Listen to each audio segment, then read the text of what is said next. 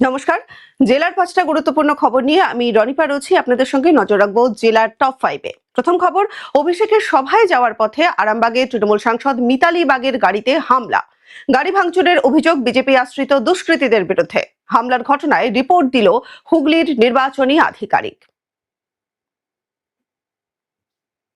আসি দ্বিতীয় খবরে, বিজেপির প্রচার মিছিল ঘিরে উত্তপ্ত গোঘাটের বর্মা। তৃণমূল বিজেপি সংঘর্ষে জখম দুপক্ষের বেশ কয়েকজন। পরিস্থিতি সামাল দিতে পুলিশের লাঠিপেটা। সংঘর্ষের ঘটনায় আটক বেশ কয়েকজন।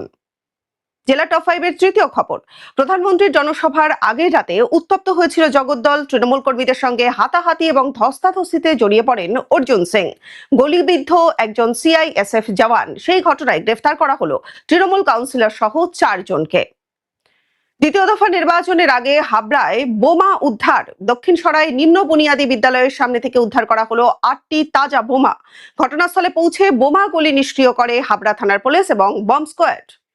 টপ 5-এর শেষ খবর, তারকেশ্বরের মন্দিরে পুজো দিলেন উত্তরপ্রদেশের মুখ্যমন্ত্রী যোগী আদিত্যনাথ। সঙ্গে ছিলেন তারকেশ্বর বিধানসভা কেন্দ্রের বিজেপি প্রার্থী সন্তু পানো। মহাদেবের পুজো সেরে জনসভা করলেন আদিত্যনাথ। জেলার টপ 5 খবর নিয়ে এতক্ষণ আমি রনিপা ছিলাম আপনাদের সঙ্গে। নজর রাখুন এই সময় লাইভে।